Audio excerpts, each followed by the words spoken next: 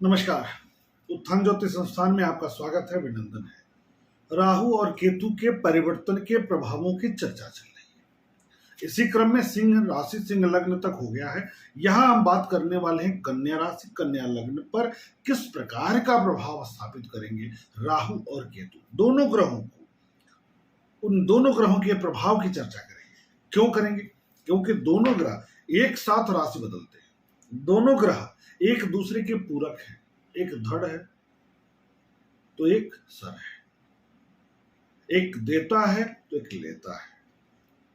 दोनों वक्री ग्रह हैं, दोनों छाया ग्रह हैं, दोनों तीव्र ग्रह हैं, दोनों ही तीव्रता कारक ग्रह हैं, दोनों ही प्रभावशाली ग्रह हैं, दोनों आकस्मिकता के कारक ग्रह हैं। छाया ग्रह है अर्थात इनको हम ऐसी ऊर्जा भी मान सकते हैं जिसको हम देखें ना, महसूस करें और हो। ऐसी स्थिति में कन्या लग्न, कन्या राशि के लिए किस प्रकार का परिवर्तन करेंगे हम यहां जानेंगे। तो कन्या लग्न के लिए, कन्या राशि के लिए इनका परिवर्तन हो रहा है। सप्तम भाव से राहु का परिवर्तन छठे भाव पर होगा, मीन राशि से कुंभ राशि में होगा, और शरीर भाव से, लग्न भाव से, राशि भाव से द्वादश भाव में केतु का परिवर्तन होता है। अब राहु छठे चला गया कन्या राशि, कन्या लग्न के लिए, कन्या राशि के लिए राहु छठे चला गया गोचर में। कब? 18 मई से जाएगा और रहेगा कब से? 2026 में 5 तारीख तक, दिसंबर में।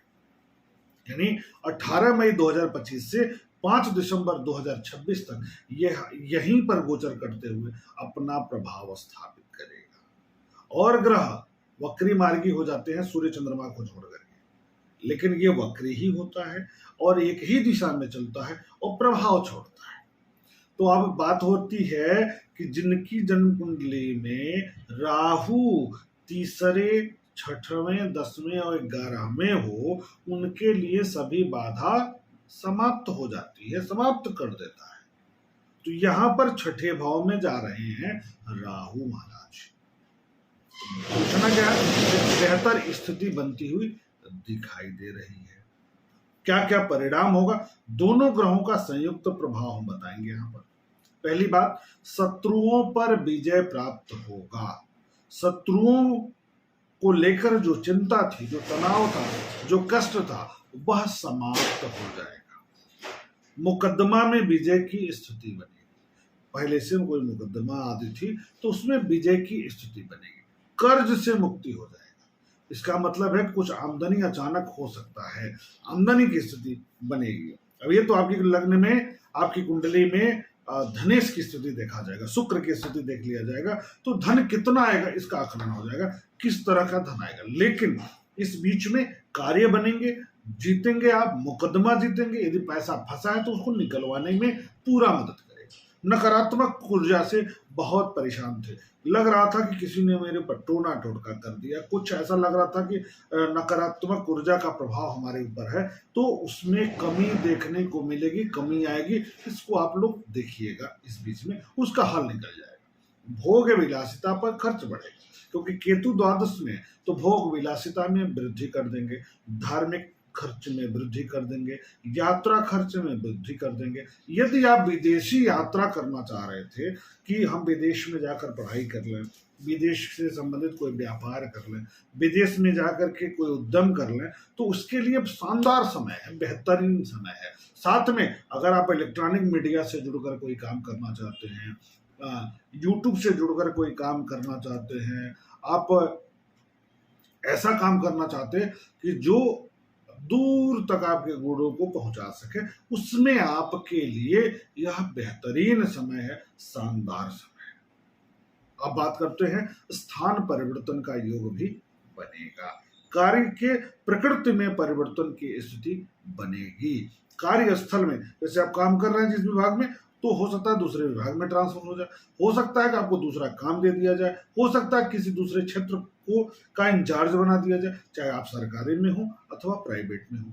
वाणी पर नियंत्रण रखना है, क्योंकि इस बीच में आपके वाणी में तीव्रता बढ़ेगी, तीखा बोलेंगे, स्ट्रेट फॉरवर्ड बोलेंगे, जिसका थोड़ा सा नकारात्मक प्रभाव बाहर भी देखने को मिलेगा और घर में भी देखने को मिलेगा। घर में तनाव हो सकता है, मनमुटाव हो सकता है। दांत की समस्या इस बीच में बढ़ सकती है, दांत की समस्या पर खर्च हो सकता है, इसका ध्यान देना। आंखों में भी कष्ट होगा, आंखों पर भी खर्च बढ़ेगा। माता के स्वास्थ्य के प्रति थोड़ा सा चिंता है, पुरानी बीमारी है, खर्च होगा और ठीक हो जाएगी, लेकिन उसके बाद भी थोड़ी चिंता आपको रहेगी। जमीन एवं वाहन का सुख बढ़ेगा, गृह और वाहन सुख बढ़ेगा, घर खरीद सकते हैं, गाड़ी खरीद सकते हैं, ये सब चीजें आपके साथ हो सकती है। पेट और पैर की समस्या, यदि आपकी मूल कुंडली में राहु डिस्टर्ब है तो आपको बचना है। कहां पर? पेट और पैर को लेकर, सीने की तकलीफ को लेकर, दांत की समस्या को लेकर। लेकिन नौकरी में वृद्धि होगी, स्थान परिवर्तन की बात हम कर लिए हैं। चुनाव में विजय मिल सकती है आपको। इस बीच में कोई चुनाव है और आपकी मूल कुंडली में राहु बढ़िया है तो आप चुनाव जीत जाएंगे, पॉलिटिकल बेनिफिट आपको मिल जाएगा, आपकी प्रतिभा में निखर कर आएगी, समाज में आपकी प्रतिष्ठा बढ़ जाएगी, आपकी कार्य क्षमता में वृद्धि हो जाएगी, आपके संघर्ष करने की प्रकृति में परिवर्तन आएगा, सकारात्मकता आएगी, बेहतरीन स्थिति बनेगी। कुल मिलाकर राहु का यह गोचर आपके लिए बहुत अच्छा है। केतु का गोचर भी बहुत अच्छा है, क्योंकि आध्यात्मिक लगाव बढ़ेगा, धार्मिक लगाव बढ़ेगा, सोच विचारों में धार्मिकता बढ़ेगी, भोग विलासिता पर खर्च करेंगे आप, परंतु आपके अंदर धार्मिकता की स्थिति जरूर बनेगी। देखिए, धार्मिक यात्रा कर सकते हैं, चाहे आप जिस धर्म के हो, वहां पर धार्मिकता आपके अंदर आएगी, रोगों से मुक्ति होगी। लेकिन जो पेट पैर सीने की तकलीफ, दांत की समस्या, आंख की समस्या है, इसका भी इलाज है, इसको अभी बता रहे हैं कि किसको ज्यादा होगी और क्या इलाज है। तो सबसे पहली बात तो हम जानेंगे कि राहु का जो नकारात्मक प्रभाव हम बताए हैं वह किनको ज्यादा मिलेगा। जिनके जन्म कुंडली में राहु दूसरे, चौथे, 8वें और 12वें भाव में, नोट कर लीजिए, दूसरे, चौथे, 8वें और 12वें भाव में अगर राहु है मूल कुंडली में और गोचर में ये स्थिति बन रही है, तो उनको जो पेट की, माता को लेकर के, वाणी की तीव्रता को लेकर है, भले ही छठे भाव में है, समस्या बढ़ाएंगे, आप देख लीजिएगा। उसके अलावा अगर आपकी मूल कुंडली में तीसरे, छठवें, 10वें और 11वें है राहु, तो पूछना ही नहीं है, यह समय आपके लिए मस्त है।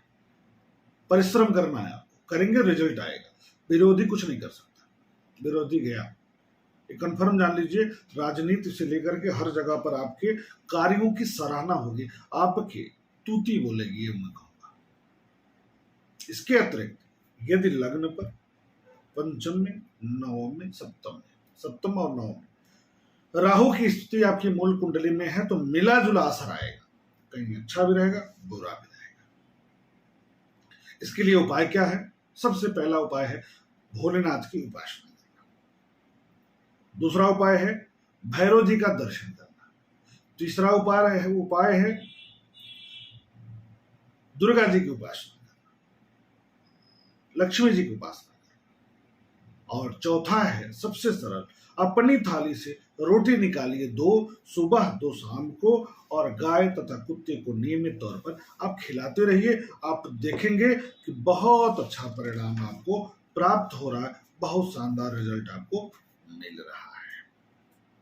इस प्रकार आप सब आगे बढ़िए, बेहतर होइए, उन्नति करिए। नमस्कार।